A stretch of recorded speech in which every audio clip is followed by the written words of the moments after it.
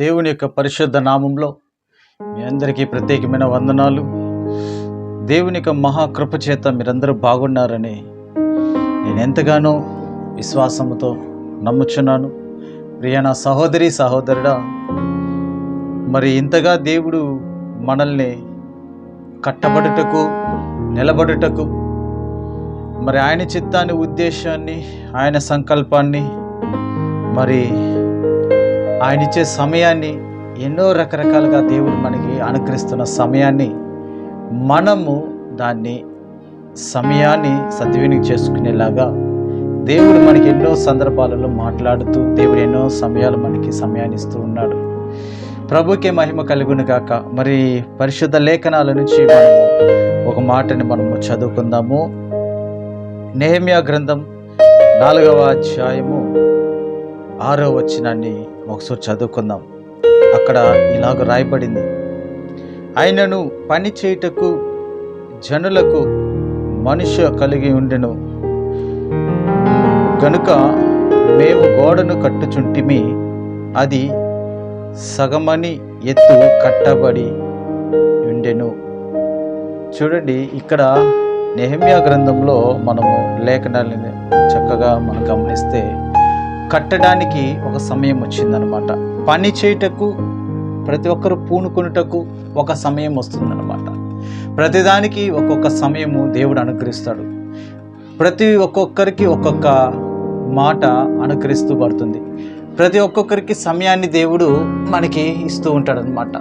మరి ఆ సమయమును దేవుడు మనకి ఒక్కొక్కసారి అనుగ్రహిస్తూ ఉంటాడు. నా ప్రియ సహోదరి సహోదరుడా,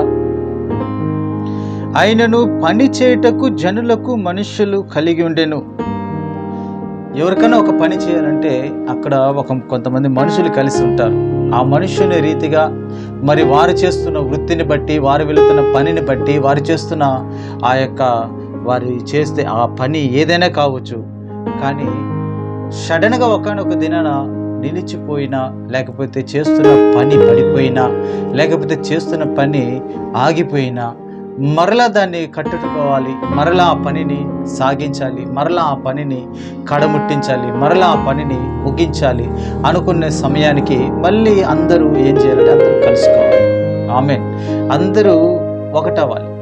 ఎందుకంటే పని ఆగిపోయినప్పుడు అందరూ విడిపోతారు. మరి వారి వారి పనుల నిమిత్తం వారు వెళ్ళిపోతూ ఉంటారు. మరి కట్టుటకు ఒక సమయం కలదు. ఆ సమయం వచ్చినప్పుడు ప్రతి ఒక్కరూ మరలా పూనుకుంటారు. హల్లెలూయా. చూడండి, సాతాను చేత పడగొట్టబడిన జీవితాలను ప్రభువు తిరిగి ఈ నూతనమైన సంవత్సరాలలో, నూతనమైన దినాలలో, నూతనమైన నెలలలో, లేకపోతే నూతనమైన సమయములలో మనకు ఒక్కొక్క నిమిషము దేవుడు మనకు అనుగ్రహిస్తున్నాడంటే అది మనకి నూతనమైన నిమిషమే. ఎందుకంటే దేవుడు ఇస్తున్న సమయము చాలా శ్రేష్టమైనది. చూడండి, ఈ నిమిషంలో చూసిన వారు నెక్స్ట్ ఒక నిమిషంలో ఎంతోమంది మన కళ్ళెదురుగా ఎంతోమంది మరణమైపోతున్నారు, ఈ భూమిని విడిచి వెళ్ళిపోతున్నారు, మనల్ని విడిచి వెళ్ళిపోతున్నారు. మరి అటువంటప్పుడు కట్టుకోవడానికి దేవుడు మన జీవితాలను, మన యొక్క కుటుంబాలను, మన యొక్క గమ్యాన్ని కట్టుకోవడానికి కొన్నిసార్లు దేవుడు మనకి సమయాన్ని అనుగ్రహిస్తుంటాడు. కొన్ని సమయాలలో దేవుడు మనకిస్తున్న సమయాన్ని బట్టి మరి ఆ సమయాన్ని మనం శ్రేష్టమైన సమయాన్ని మనము వదిలిపెట్టేసి ఒక్కొక్కసారి మనం వేరే ఏదన్నా చేయాల్సినట్టు చేయకుండా, ఒకవేళ ఆ సందర్భాన్ని బట్టి, సమయాన్ని బట్టి, లేకపోతే ఆర్థిక ఇబ్బందులను బట్టి, ఒకవేళ మన కుటుంబాలలో కావచ్చు, మన జీవితాల్లో కావచ్చు, అపవాది కట్టనీయకుండా చేస్తాడు. అపవాది కట్టనీయకుండా, ఎదగనీయకుండా, నిలబడనీయకుండా కొన్నిసార్లు అపవాది మనల్ని పడదోయటకు ఎదురు చూస్తూ ఉంటాడు. కానీ ఏమి జరిగినా దేవుని ఆజ్ఞ లేనిదే ఏది జరగదు. హల్లెలూయా. దేవుని ఆజ్ఞ లేనిదే ఏది జరగదు. అందుకనే చూడండి, మనము మన జీవితాల్లో కూడా యేసుక్రీస్తు ద్వారా కట్టబడాల్సిన వారు.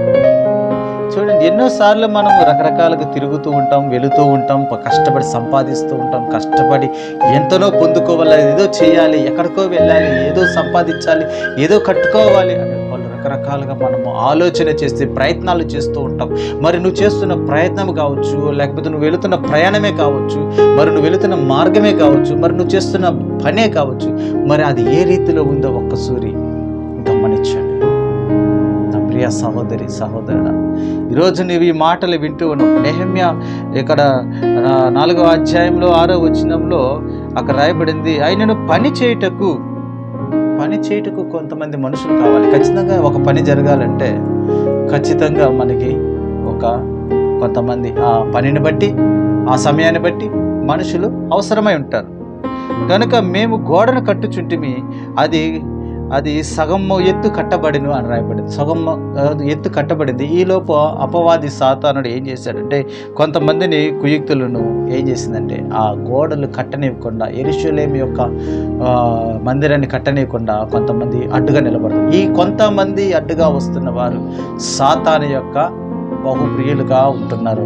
మరి సాతాను యొక్క బహుప్రియులుగా ఉంటున్న వారు నిన్ను ప్రార్థన చేయనీయకుండా, మరి నిన్ను మందిరానికి వెళ్ళనీయకుండా, మరి నిన్ను సేవ చేయనీయకుండా, మరి నిన్ను ప్రార్థన చేయనీయకుండా, లేకపోతే నిన్ను ఆత్మీయంగా ఎదగనీయకుండా, కుటుంబరీతిగా ఎదగనీయకుండా, ఆర్థికంగా ఎదగనీయకుండా నిన్ను బలహీనతలు చేసి, బలహీనతల గుండా, రోగాల గుండా, వ్యాధుల గుండా తీసుకుని వెళ్ళి బలహీనత ఊబిలో వేస్తున్న అపవాది బంధకాలను తెంచివేయాలంటే దేవుడు నీకు ఇస్తున్న ఒక సమయాన్ని నువ్వు గమనించు.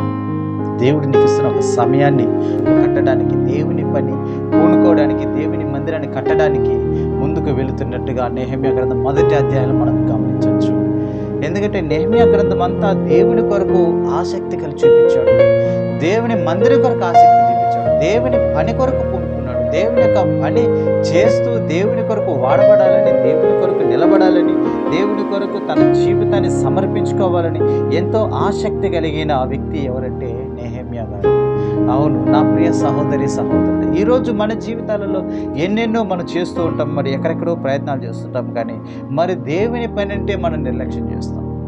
కానీ నెహెమ్యా గారికి ఒక కుటుంబమే ఉంది, ఒక రాజ్య పరిపాలనే ఉంది, తాను ఒక రాజుకాడ పని చేస్తున్నాడు. కానీ ఆ రాజు కూడా చూడండి, ఆ రాజు కాడికి వెళ్ళి ఒక పర్మిషన్ అడిగితే ఎంత గొప్పగా సరే అని చెప్పాడు. చూడండి, ఆ రాజు కూడా చాలా సహకరించాడు నెహెమ్యాకి కావాల్సిన పరికరాలు, కావాల్సిన వస్తువులు, కావాల్సిన సామాగ్రిలు ప్రతిదీ కూడా ఆ రాజు నెహెమ్యాకి అనుగ్రహించినాడంట.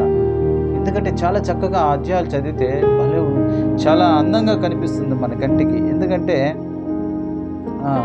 చూడండి, అక్కడ మనం చూడొచ్చు,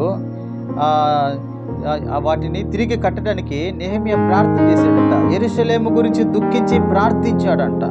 నెహెమ్యా గ్రంథంలో 1వ అధ్యాయం 4వ వచనంలో మనం గమనిస్తే ఆడ ఈ మాటలు రాయబడింది.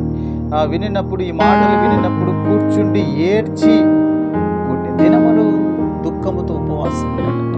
ఇది అప్పటికప్పుడే అవే పని కాదు, అప్పటికప్పుడే జరిగిన పని కాదు, ఇది కొన్ని దినములు అని రాయబడింది. అక్కడ చూడండి, అక్కడ ఏమి రాయబడిందంటే కొన్ని దినములు దుఃఖముతో ఉపవాసం ఉండి కొన్ని దినాలు గడిచినాయి. ఆ దినాలలో కొన్ని దినాలు ఉపవాసాలు గడిచినాయి. మరి దేవుని కొరకు ఉపవాసం ఉండి వ్రత దినాన్ని చాటించి, వ్రతంలో పాటించి, దేవుని కొరకు సిద్ధపడటానికి, దేవుని యొక్క కొరకు, దేవుని పని కొరకు రాజు కాడికి వెళ్ళి మాట్లాడటానికి ప్రతిదీ కూడా అందులో అంశాలను గమనించవచ్చు. మనము వెళ్ళి ఉపవాసముతో రాజుని అడిగినప్పుడు అక్కడ అంటున్నారు, దుఃఖముతో ఉపవాసం ఉండి ఆకాశమందలి దేవుని ఎదుట విజ్ఞాపన చేశాడంట. ఆకాశమందు దేవుని ఎదుట విజ్ఞాపన చేశాడంట. విజ్ఞాపన చేస్తున్నాడు, ప్రార్థన చేస్తున్నారు, ఉపవాసం ఉంటున్నారు. చూడండి, పడిపోయిన ప్రాకారంలో కట్టాలంటే కొత్తవి కాదండి, ఇది ఆల్రెడీ కట్టినట్టువి పడిపోయిన ప్రాకారాలు.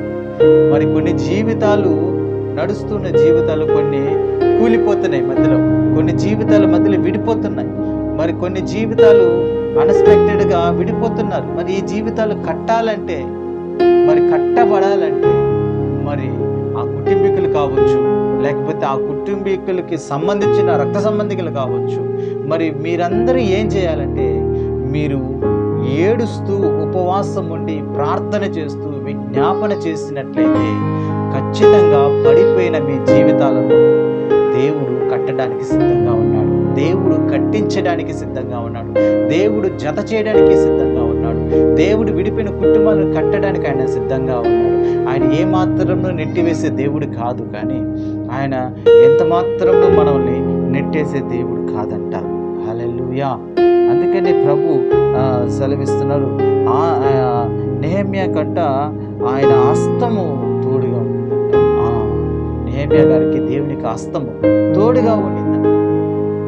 చూడండి, ఎంతోమంది మనకి తోడుంటాను, నువ్వు భయపడకు, నేను ఉన్నాను, నువ్వు వెళ్ళు, నేను చూసుకుంటాను, ఇలా ఎంతోమంది మనుషులు చెబుతూ మనల్ని మోసం చేయొచ్చు. కానీ దేవుడు చెప్పిన వాడు నమ్మదగిన వాడు. నేను మోసం చేసేదానికి ఆయన మానవుడు కాదు, ఆయన అబద్ధం ఆడటకు ఆయన నరుడు కాడు. నిన్ను నన్ను సృష్టించిన ఆయన నిన్ను బట్టి నన్ను బట్టి ఆయన నామాన్ని మహిమపరచబడాల్సిన వారమై మనం ఉంటున్నాము. నా ప్రియ సహోదరి సహోదరుడా, మరి నెహెమ్యా గారు పడిపోయిన ప్రాకారాలను కట్టడానికి ఒక సమయాన్ని గమనించినాడు. ఒక సమయాన్ని గమనించడానికి, ఈ సమయము వచ్చే లోపు, ఈ సమయము కుదిరే లోపు, ఈ సమయము వారికి అనుకూలమయ్యే లోపు వారు చేసిన పని ఏమిటంటే ప్రార్థన, ఉపవాసం, విజ్ఞాపన. హల్లెలూయా. మరి ఎప్పుడైతే వీటి యందు వాళ్ళు సమయాన్ని కనిపెట్టుకొని, దేవునిలో కనిపెట్టుకొని, దేవుని యొక్క అడుగు జాడలని వెతుకుతూ, ఎప్పుడైతే దేవుని కొరకు వాడబడాలని ఆసక్తి కలిగి ప్రాకారములను మరలా కట్టడానికి పూనుకున్నారో, దేవుడు అద్భుత రీతిగా వారికి తోడై ఉండి నడిపించినాడు. హల్లెలూయా. అద్భుత రీతిగా దేవుడు వారికి తోడై ఉండి, వారికి కాపలా ఉండి, వారిని నడిపిస్తూ, బలపరుస్తూ, వారికి ఉంటున్న భయంకరమైన శోధనలను తప్పిస్తూ, అపవాదిని ఎదిరించి, అపవాదిని ఓడించి, అపవాది ఎదుట అపవాదిని సిగ్గుపరచులాగన దేవుడు తన కార్యాన్ని నెహెమ్యా భక్తుల ద్వారా జరిగించుకున్నాడు. నా ప్రియ సహోదరి సహోదరుడు, ఈరోజు దేవుడు నీతో నాతో కొన్ని పనులు చేయించాలని, ఈరోజు నీతో నాతో ఆయన సువార్తని ప్రకటించబడాలని, నిన్ను నన్ను తను పిలిచిన సేవలో, తను ఏర్పరచబడిన మందలలో మనల్ని కూడా ఉంచుకొని ఉన్నాడు. మరి మనల్ని ఏర్పరచబడిన గుంపులో ఉంచాడంటే దానికి కొన్ని కారణాలు ఏంటంటే, దేవుని పని నువ్వు చేయడానికి నువ్వు పూనుకోవాలి. సమయమందును ఆ సమయమందును దేవుని కొరకు నువ్వు వాడబడాలి. ఒక సమయాన్ని నువ్వు కనిపెట్టాలంటే నువ్వు చాలా జాగ్రత్తగా ఉపవాసం ఉండి కన్నీరు కారుస్తూ, విజ్ఞాపన చేస్తూ, ప్రార్థనతో నువ్వు వెతకాలి.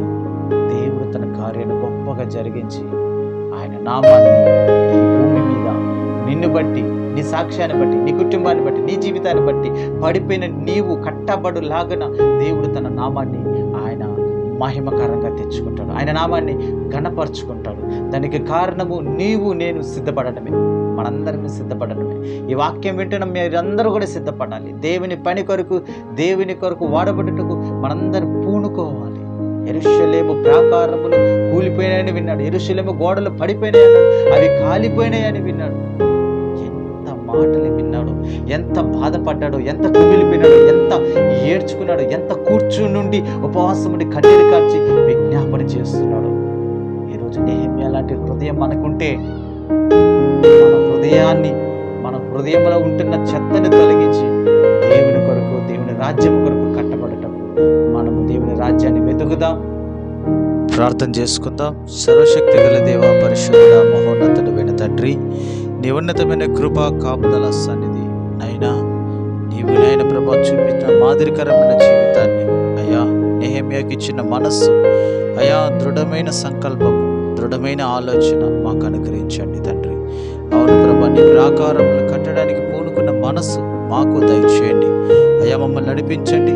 నీ అద్భుతమైన రీతి, మహాకృప మా మీద ఉంచి, ఇదిగో మమ్మల్ని కూడా నేను తండ్రి, మేమును కూలిపోయిన మా యొక్క ప్రాకారం లాంటి మా జీవితాలను, మా గమ్యాలను, మా కుటుంబాలను ఇదిగో మరల కట్టుకోవడానికి మాకు సమయాన్ని అనుగ్రహించండి. ఆ సమయమందును నేను ప్రభా నీ పని చేయుటకు, నీ పని పూనుకొనుటకు ఇదిగో నీ కృపతో మమ్మల్ని నింపి నడిపించమని యేసుక్రీస్తు నామములో స్తుతించి అడిగి వేడుకొని ప్రార్థిస్తున్నాము తండ్రి. May God bless you. In Jesus name praise the lord.